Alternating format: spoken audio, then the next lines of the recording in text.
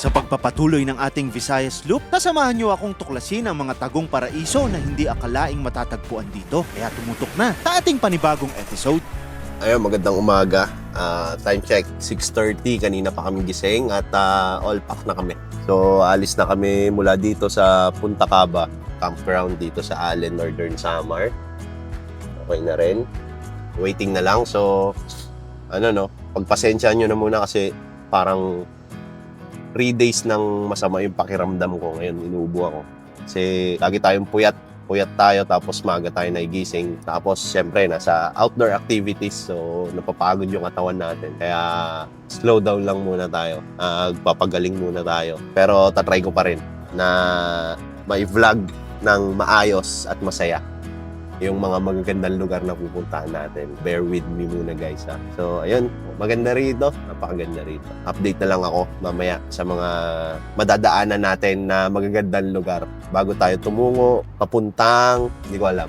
Sabay-sabay natin tuklasin mamaya. Let's go. Dito nga tayo tumungo sa Rosario, Northern Samar, kung saan matatagpuan ang Medicina Hot Spring, isang likas na atraksyong pang turista na dinarayo maging ng mga lokal dahil sa nakatutulong nitong lunas at nakaka-relax na init ng tubig nito. Hello, magandang umaga. Mula sa Punta Caba, diretso tayo dito, mga 40 minutes away lang naman sa bayan ng Rosario. Tama natin si Sir Carlo. Tinuro niya sa atin itong hot spring. So, ayan, maliligo tayo dito sa Balisay. At dahil hindi maganda ang aking pakiramdam, ay hindi ko na pinalagpas ang pagkakataon na makaligo sa Medicina Hot Spring. Goods. Fresh from balon. So, ayan, may chapel dito. Siguro, hindi ako nagkakamali. Ewan ko lang, baka dito na rin kinukuha yung holy water. Hindi ko alam kung paano nagiging holy ang water. Siguro binibindisyonan lang ganun. So may maliit Maganda na. kung magtanong tayo sa lokal. Oo nga. Dito yung Sir, yung tubig po ba na ginagamit sa simbahan as holy water ay kinukuha sa hot spring na balon? Pagkakuha nila dyan kasi sa hot spring, dinadasalan niya ng 20 katao para maging holy. Dapat yung magbibigay sa tubig ay mga holy rin, holy man. 20 holy man para maging holy water. Sa iba't ibang barangay. So parang pagkakaalala ko, sabi nila 11 lang daw ang barangay dito. So hindi natin alam kung saan nila kinuha yung champa. Sige, paano na ipubos ang holy water. paano? Ganun din, parang kwento ni Sir Ian. Pinagdadasal ng, may 20 katao. So pupunta sila sa isang tubigan. Kung sino yung pinakahuli, siya yung magdadasal. Kaya tinawag na holy. Magaling siya sa puntong yun. So, ayun. Tunghayan natin ang mga susunod pa na kaganapan dito sa sinasagawa nating Philippine Loop. Nandito na tayo sa Visayas. Nihika ako hanggang sa muli. Let's go. So, after natin maligo doon sa hot spring na balon, ay tumuloy tayo dito. At pagkatapos maligo, ay napaunlakan tayo sa farm nila Sir Carlos at Ma'am Charo para mag-agahan. Ito ba yung pili nuts? Ito po yung pili nuts na ano. So, ganito pala itsura ng pili. Sir Boom Pili, shout out. Fresh buko. Alam nyo ba na paborito ko ang buko juice? Share ko lang.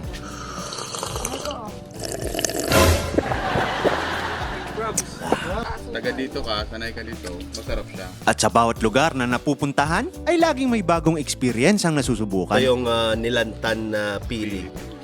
So, ayan guys, titikman natin. Saw-saw natin siya. Sarap. Ito talaga siya. Sarap guys. Another first time experience dito sa bayan ng Rosario pa rin to, Ma'am Charo, no? Pili, sukal. Kasi merong mga pili. Expert advice? Hindi lahat ng uri ng pili ay pwedeng gawing nilanta. Dahil may mga bunga ng pili na di kaaya-aya ang lasa. Sarap guys. First timers experience. So matapos nating tikman ang lantahan na pili, dito naman tayo sa pili nut. Pili nut na. So masarap daw yung green, sabi ni Kuya. So tikman natin. Ayun. Ito na po mismo yung kinakain. Oo. So hindi na pala niluluto to? Binibilad na lang nila. Ganun. Yung Yung iba mga para binibenta. binibilis para madaling makuha yung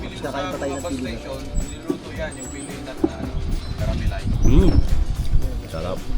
Wala siyang aftertaste. Alam nyo yun, yung aftertaste ng pili nut. Saka hindi siya dry. Ayan siya guys. Sarap. Sarap. Yun. Jackpot guys. Sarap. Fresh pili.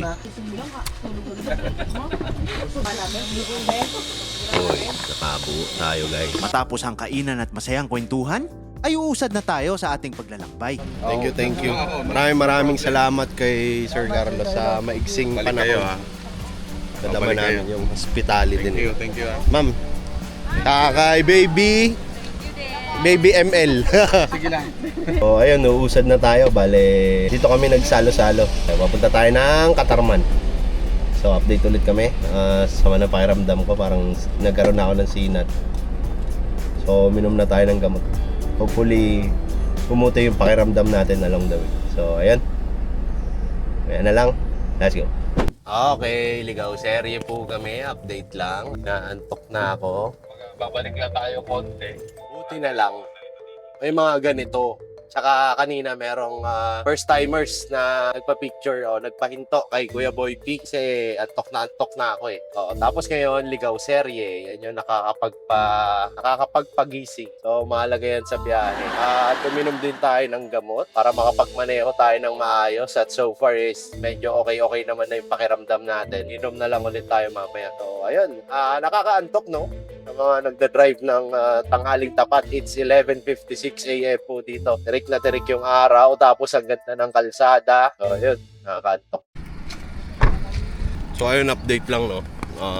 Along the way, dahil sinabi ko nga na kami ay inaantok, tumigil kami dito sa tindahan. So, kami bumili ng kape, tapos dito kami bumili ng tinapay. So, ito, magkakape kami dito sa Barangay Tangbo. So, ayan yung aming kalan. Ito ang aming takuri. Ready na ang kape.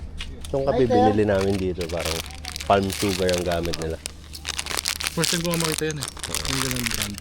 Ang galing. Anong brand to? Top Cafe. Palm sugar. Hits. Baka naman.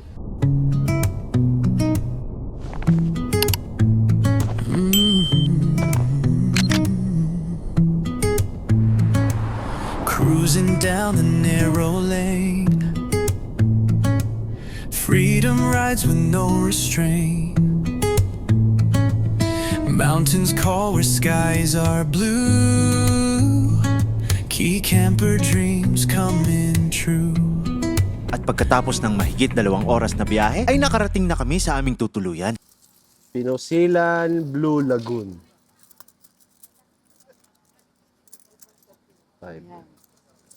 Utang ko sa imo ay 1. Okay. Safe for the night. So, ayun, no? Maganda yung spot natin ngayon. Tourist spot ito. Pero, pinayagan tayo mag-overnight for free. Pero, nagbayad tayo ng entrance sa ngayon. Kasi, papasok tayo doon. Dito tayo, guys. Dito tayo spot. So, ito. Guys, andito na kami sa Saan to? Peninsulan? Ano? Pinosilan Blue Lagoon. Guys, may update lang ako sa inyo. May pumalit na sa akin. Yung kaibigan natin, laging nakakaiwan ng mga bagay-bagay. Nahawa ko kay Jay Prime. Mga vape, mga camera, tsaka si Jay Bride din. So tayo, so far, wala pa tayong naiiwan. Yung sumpa nung iwan serye mo, naipaasa mo sa iba. Ibig sabihin nun, nag-grow tayo as a person. So hindi na tayo burara. Naging masinop tayo sa buhay dahil natuto na tayo ng North Loop. Kung sanang ma-jinx. Biglang may maiwan ako. Ayun. Chill lang tayo dito kasi mamaya pa naman tayo dito naman tayo mag-stay. So, pwede tayo mag-ikot-ikot mamayang lunchtime. So, nakikita nyo ba yung nasa likod ko, guys? Napakaganda naman. Shish. Napakalaking rock formation. Ganda. Oh, yeah.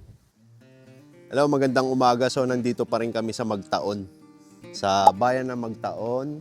Northern Samar at dito kami natulog sa parking. Ang ganda ng parking nila dito.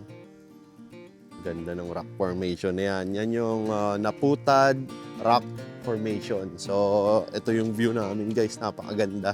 So, kagabi kami dumating dito at hindi ako nakapunta dito sa may Pinusilan Blue Lagoon. So, ito yung Pinusilan Blue Lagoon. Susubukan nating puntahan ngayon. Pero kagabi, isang malawak na low tide yan. Kaya makakapunta tayo doon. Kasi yung tulay doon sa Pinusilan Blue Lagoon ay putol. Pero pwede kang bumaba dahil low tide, makakapunta ka sa kabilang dulo para mapuntahan mo yung Blue Lagoon. Pero ngayong umaga pala ay high tide, hindi na natin mapupuntahan yung lagoon. So ito yung daan. So sayang lang, di natin mapupuntahan yung mismong lagoon. Pero kaya naman natin i-drone shot yan. So ayon sa nakalap nating impormasyon, itong Pinusilan Blue Lagoon ay may madilim na nakaraan. Saksi sa isang madilim na kasaysayan ng pangalang Pinusilan, na ang ibig sabihin ay binaril na nagmula sa madugong labanan noong panahon ng pananakop sa Pilipinas. Ngunit sa paglipas ng panahon, ang dating puok ng karahasan ay nagbagong anyo. Ngayon, ang Pinusilan Blue Lagoon ay isang mapayapa, protektado at nakatagong paraiso na dinarayo ng mga turista para sa magandang tanawin nito.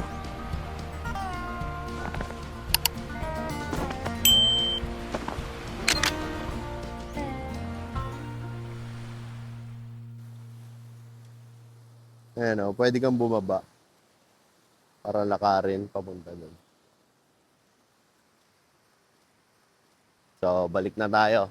So, maya-maya usad na tayo para ituloy ang ating biyahe. Papunta naman tayo ng Borongan. Sa bayan ng Borongan. Hindi ko alam kung anong aasahan ko doon. Pero lahat daw ng lugar papunta dito ay maganda. So, napakayaman ng Northern Samar sa magagandang tourist attraction. Banda ron, Cory Aquino View Deck. Maganda rin doon. Galing tayo doon. At yung kahabaan ng Coastal Road ay napakaganda. So ayun, napakaganda ng Northern Samar. Napakaganda ng Pilipinas. So update ulit ako mamaya. Let's go. Ayun, hello, good morning mga K-Fam. Nandito tayo ngayon sa... Saan tayo? Nandito tayo sa Naputad Beach at aalis na kami. Ayun, maraming salamat sa LGU dito sa Magtaon para sa pagpayag sa amin na mag-overnight sa parking gaming lang kami. Uusad na tayo at pupunta tayo sa Borongan. So around 3 to 4 hours yung biyahe. Dire-diretsoy na natin. So dapat kahapon Borongan yung ating destinasyon, kaya lang masyadong malayo o mahaba yung biyahe kasi meron tayong mga side trips. So napagdesisyonan namin na putulin na lang yung biyahe at doon sa Pinusilan Blue Lagoon, doon na lang kami mag-overnight. At yun nga, pinayagan din kami ng LGU, kaya napagpasya namin na, tara, dito na tayo. Ngayon, usan tayo sa ating biyahe. Bagong araw, bagong adventure. Borongan, kita-kits tayo. Let's go! Nung nasa Allen pa lang, nakikita ko na tong Crispy King. Napakaraming Crispy King dito sa Samar. So, naintriga tayo. Bibili tayo. Sabi ni Uncle Sam, masarap daw to. Shoutout sa'yo, Uncle Sam. Matikman. Okay. Northern Samar pa lang nakikita ko na to. Dito na natin matitikman sa Eastern Samar. So guys, first bite. First bite. Okay.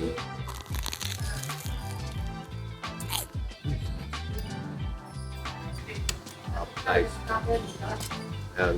Maraming salamat sa Uncle Sam. Legit, masarap. Sobrang sarap. Gusto ko lang kamayin. Kamayin ko na lang. Okay.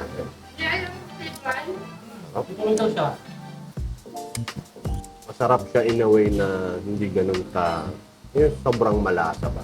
Sakto lang.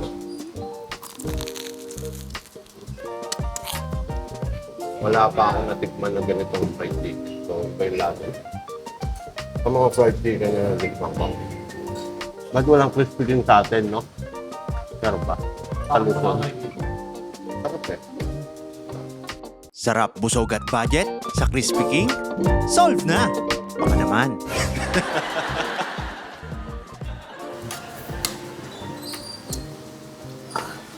Cold. Oh, okay. Oh, kuya. Anong pangalan nila, kuya? Jurek. Jorik. O, kuya, pa-subscribe mo ako para mapanood mo to. Siguro mga 2 episode pa bago ko to i-upload. Okay sir. Nasaan tayo, kuya? Nandito tayo ngayon sa may cruising Nadong Top Eastern Samar. Malapit na tayo sa Municipality of Top. Punta na kayo ng Leyte. Opo, late. Pupunta ako. So, shoutout kita doon, kuya, pag nandun na ako. Ano ulit pangalan mo, kuya? Jurek. Jorik? Ayan, si Kuya Jorik. Siya shoutout kita pag nasa agas-agas na ako. Sakit tayo, kuya. Thank you sir. Maraming Drive salamat, safe. kuya. Salamat po. Up. Okay, let's go. Ang Borongan ng kabisera ng Eastern Samar at kilala bilang lungsod ng Golden Sunrise. Ito ang sentro ng kalakalan at gobyerno sa lalawigan. Mula ang pangalan nito sa salitang waray na burong dahil sa makapal na hamog na madalas bumalot sa mga bundok at ilog nito. Take over vlog niyo na ako. Ito kami yun sa Borongan. Eastern Samar. Tama po ba, sir? Eastern Samar po. Vlog take over Borongan, Eastern Samar. May bago na naman ako. Tapos meron kan dyan. Kaya sa pakita ko lang, take over vlog ako kay Tita. Pwedeng matulog dito, nasa beachfront kami. Pwedeng maglatag dyan. Yung pag-istayan namin, yung lugar. May court doon. Tapos beachfront, kaya ang ganda rito. So sa mga kakikam, ganda rito sa Eastern Samar, Borongan. Let's go! Ayun.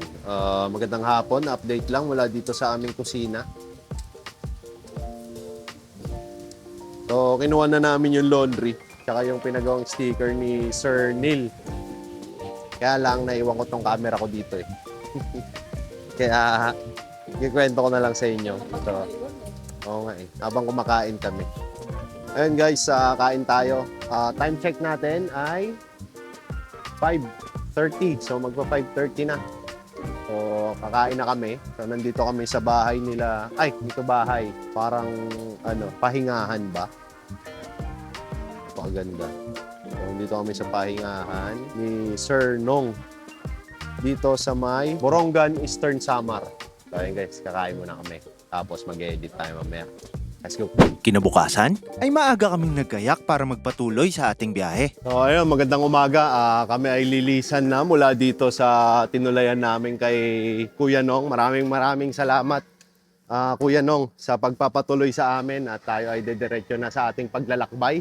Kita-kits tayo sa mga susunod nating destination. Let's go. Okay guys, rolling tayo.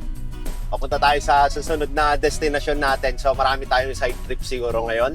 Marami tayong hihintuan along the way, ang magagandang lugar na dapat puntahan. At nauna na kami nila Kuya Boy P. Wala sila J. Bry, tsaka si Sir Ili dahil dinaanan pa nila yung pinagawang sticker. So kung magkikita-kita tayo, manghingi lang po kayo ng sticker kay Sir Ili.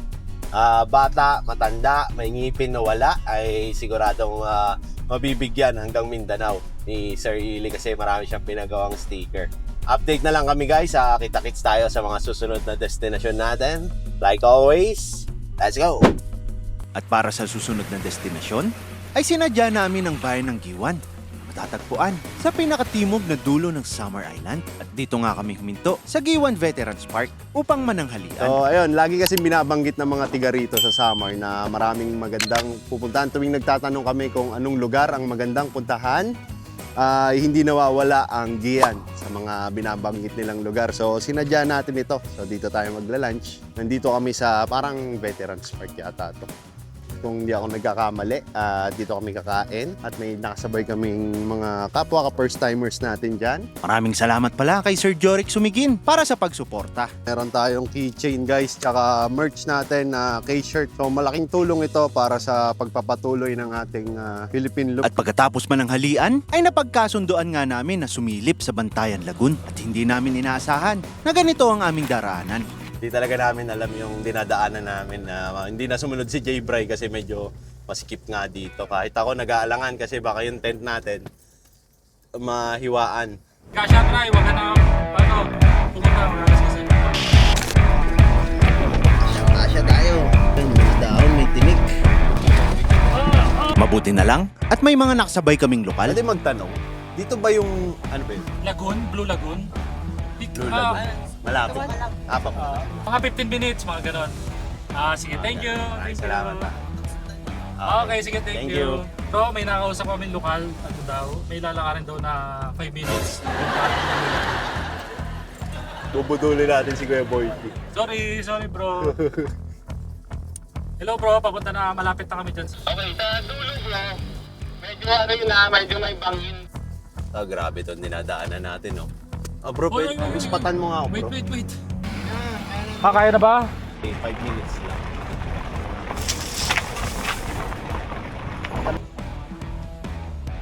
Dahil hindi ito kasing tanyag ng mga sikat na surfing spots, nananatili itong isang tunay na hidden gem kung saan mga lokal lang ang madalas magtampisaw rito. Yo, sir. Shout out. Ivan po, Ito si Sir Ivan, si Sir Tino, si Sir Zach, tsaka si Sir Adrian. So sila yung nagturo sa atin. Ayun, sila yung nagturo sa atin papunta rito. So maraming salamat sa inyo, Sir Tino. Baka may shoutout ka. Shoutout. So ayun, nagsimula ng lakarin. Kasi dito wala na, hindi na talaga kasya yung sasakyan natin dito. Sobrang layo ba, kuya? Grabe ang lalaki, guys. Malapit na. Ayan na. Sus, dito lang naman pala to. Kunti nyo, baka isang oras ha? Pero guys, dito, napuna ko lang. Napakatahimik. As in, kahit mga ibon, wala. Tingnan nyo guys, walang sound effect yan. Alisin natin yung sound dito sa vlog natin. Parang pag tumagal ako dito, parang nakakabaliw ang katahimikan. So guys, ito na. Yung lagoon sa gitna ng kagubatan. Pakalinaw, no? Pagkarating ay bumungad sa amin ang napakalinaw na tubig ng lagoon. Tiyak na napakarami pang hidden gem ang Pilipinas gaya nito. Kaya sana ay magkaroon tayo ng inisyatiba na pangalagaan at panatilihing malinis ang ating mga likas na yaman. Hanggang dito na lang ang ating summer trip at sa susunod na episode ay tutungo tayo sa probinsya ng Leyte. Backpacks on at the airport gate. Stickered vans in the morning haze. Map on the dash, but we chase detours from lower windmills to Siaga waves. Sunburn nose, flip-flops on the sand. Halo drip on my wristwatch band. Picture tile, just one more shot. Every stop a story we almost forgot. KKMP8 on a loop, on a loop. From the north side breeze to the southern blue. Same old vodka out in a brand new view. KKMP8 on a loop, on a loop. Matapos tayo ng pag-i-edit, as usual, nandito tayo sa loob ng minivan ni Uncle Sam kay Beth. So dito tayo nag-i-edit at nandito tayo ngayon sa napakagandang lugar. Dito yan sa Alamada, Cotabato. Hello K-Fam, hopefully na-enjoy nyo ang video at sa mga bagong nanonood, please subscribe po yung channel, malaking tulong at nag-video tayo para mag-shoutout. Gusto ko lang i-shoutout sina Aldrin de la Peña ng Malolos, Bulacan, si Glenn Garate from Chicago, Illinois, si Leo Marcloma 4897, si Utol Duncan TV, si Branwen 1711, kay Madam Vanessa Minil, kay Jeppy Carcueva, kay Chris Jowen Owano ng Cebu, kay Val de la Torres 9707, God bless sa'yo bro. Shout out sa taga Mardoc Store from Marikina. Shout out kay Jean Gray Tulio, kay Zuri, kay JC, kay Yuna, kay Yael, kay Clark, kay Jessica Drew. Yan, magpipinsan from Jensan. Maraming salamat sa pagsuporta. Shout out din kay Sir Raybert Villar at kay Madam Herma Bien Villar. Ayun, shout out po sa kanila. At kay RJ36. Also kina Morena Parian and kay Sir Adrian Parian. Shout out din kila Sir Ronald and Ma'am Gayla ng Biyaheron. Ingat po kayo lagi at maraming salamat sa pagsuporta. Nawa na-enjoy nyo ang ating video. Hanggang sa susunod na episode. Let's go!